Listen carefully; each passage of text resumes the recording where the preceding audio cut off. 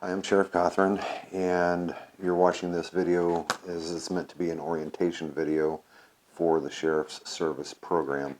It's kind of difficult to find a date that works with everyone, so after our first meeting we decided we'll do a video to make it a little bit easier. And when you're watching this video, you should have the document package that I have sent to you. If you have lost it, don't have it, email me at sheriffsnews@gmail.com and I will get that sent back out to you. But to get through this video, you need the 4 documents that I've sent, and the first one is the mission statement, and hopefully you have that in front of you with your participant. So the basic idea is the adult, parent, and the participant should watch this video together. Right now I'm just going to cover the mission statement. Newton County Sheriff's Service, which is sheriffs encouraging responsibility, values, and involvement through community engagement program, is dedicated to fostering positive relationships between law enforcement and our community's youth. Our mission is to empower young individuals to become responsible, engaged citizens through meaningful volunteer opportunities, educational initiatives, and mentorship from dedicated law enforcement professionals.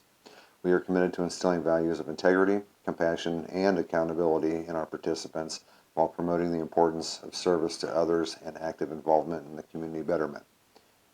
By providing opportunities for youth to interact with law enforcement in a positive and supportive environment, we aim to build trust, break down barriers, and create a safer, more inclusive community for all.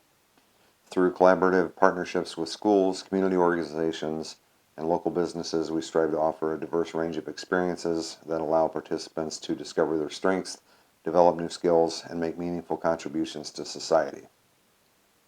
Together we are shaping the future leaders of our community, fostering a sense of pride of ownership, and inspiring a legacy of service that will endure for generations to come. I think it's important that we discuss what even brought this all up. I had been at a community event. It was a senior citizen expo held at the government center, and I'm watching all these community vendors bring in their material, their handouts and everything, and I thought, man, it'd be nice if we had some volunteers just to assist bringing this in and setting it up.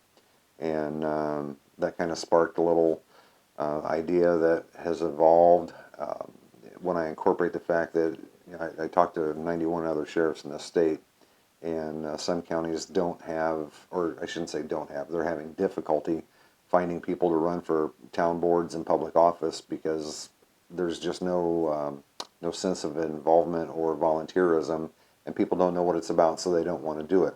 The other problem is there are various boards, just take a library board for example, that communities are having a hard time finding people to serve on those boards because the people that have done it for 9 or 10 years they're just tired. They want to do something else, and they're having difficulty finding people to take those spots.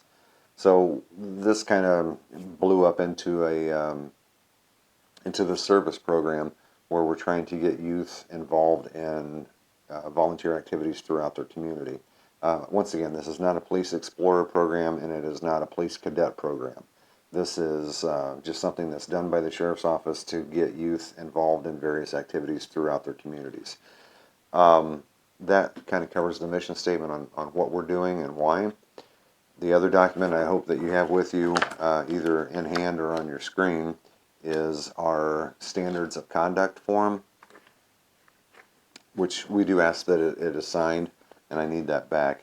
Not to just keep reading to you, but Newton County Sheriff's Service program is committed to fostering a positive and productive environment for all participants. To ensure safety, well-being, and success of everyone involved, we've established the following standards of conduct. This is basically created to let you know what we expect from the participants. We're telling you what you can expect from us. We're kind of following that up with what we expect from you. Number 1 is respect and courtesy. Most of these are all common sense. I'm not going to read every one of them.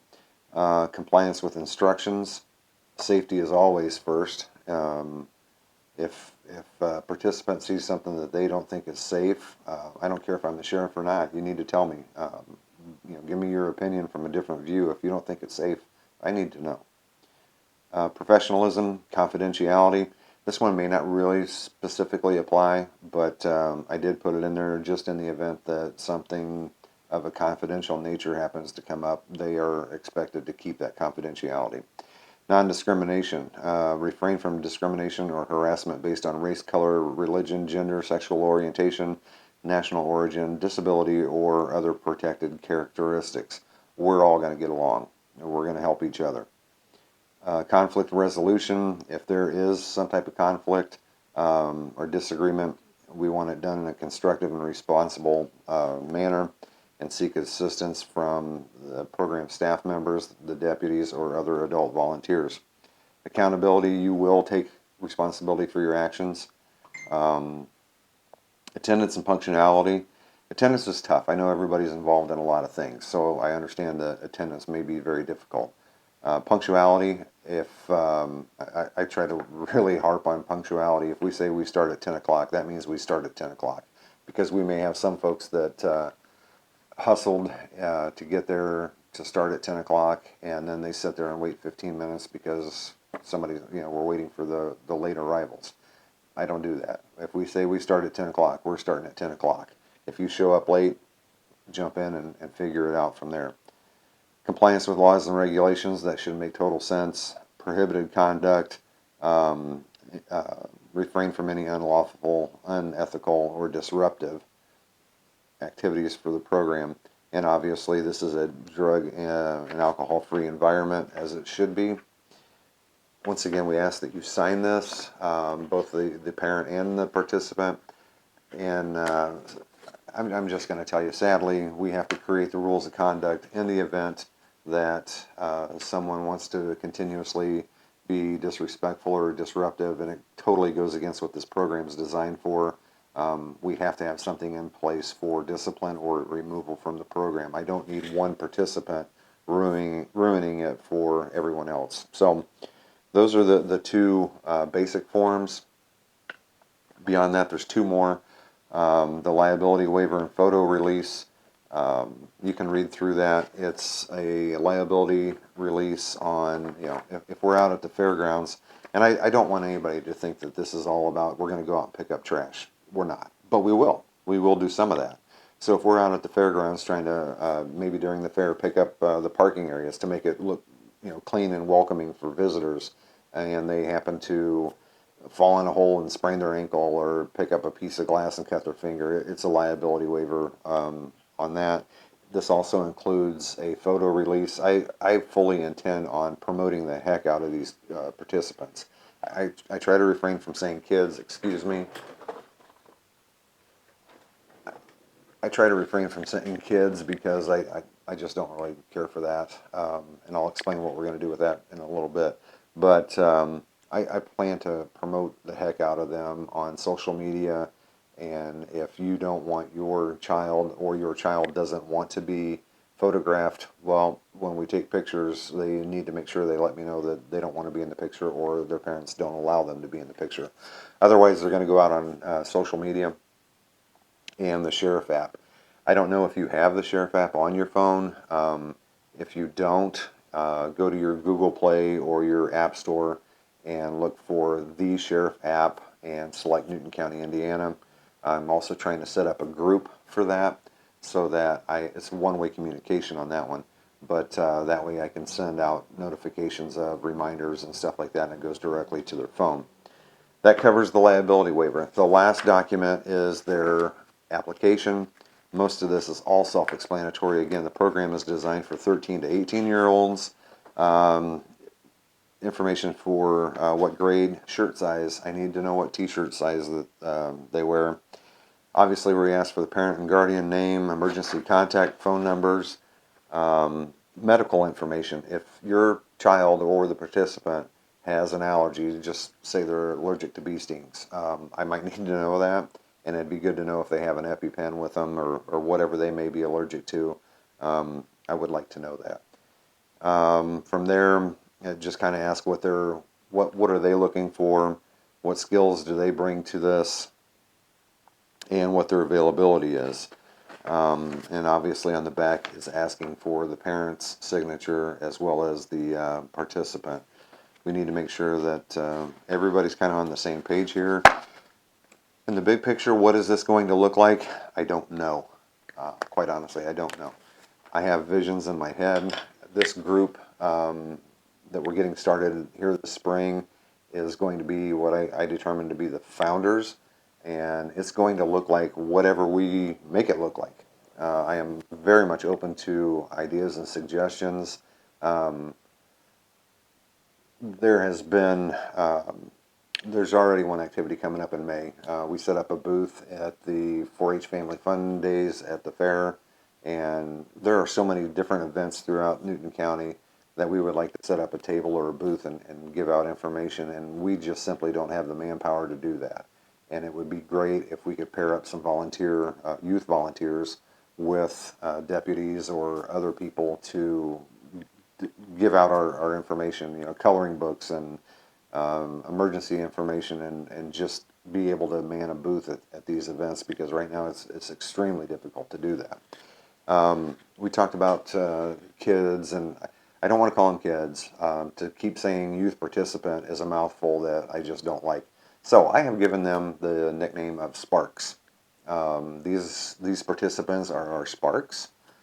Just like a spark would ignite a flame, I think these participants will kind of ignite some interest and change the dynamics of volunteerism, and hopefully they will inspire other classmates or friends to get involved with this.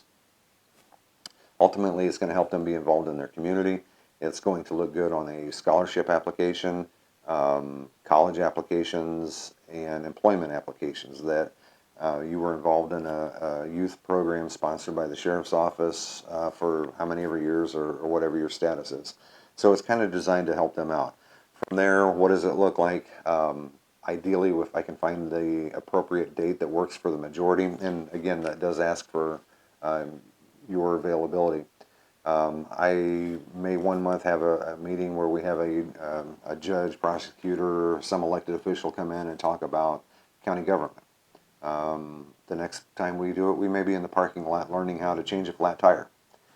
It's going to evolve into whatever their interests are. I'm more than willing to adapt to whatever interest they have. That's what I want to feed and get them involved in some volunteer activities. The last thing I want to bring up is communication. If you do the Sheriff's app, when I get the group set up, again, that's a one-way communication. I can send it to you, but you can't respond to it. I prefer email. However, sometimes it's impossible to check that frequently. If there is a need for texting communication, I have no concerns with that, except for I don't want a youth participant and a volunteer or deputy having one-on-one communications. So if your child needs to communicate with myself or a deputy or something about an event, they need to include you in that communication so that you are fully aware of whatever communication your child is having with us. They have to include a parent in that text communication. Email is kind of the same way. I think we have 11 enrolled right now, and I've communicated with them, so it asks also for your participants' email address. Please make sure I can read that so that we can get it plugged in, and anything I send to them, it goes to the parent as well. I want full transparency. Beyond that, if you're still interested in the program, if you have any questions, please absolutely call me. I'll be happy to answer anything I can. If you want me to come have a one-on-one with you, I will be happy to do that as well.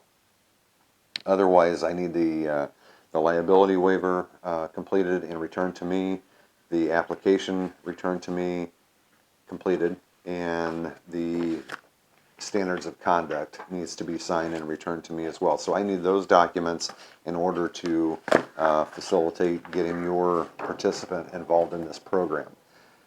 Once again, make sure I can read the email addresses, and hopefully we'll have a dozen or more new sparks. So again, if you have any questions, let me know. Otherwise, that's kind of a summary of how the program works in a very quick, I will admit, very quick orientation.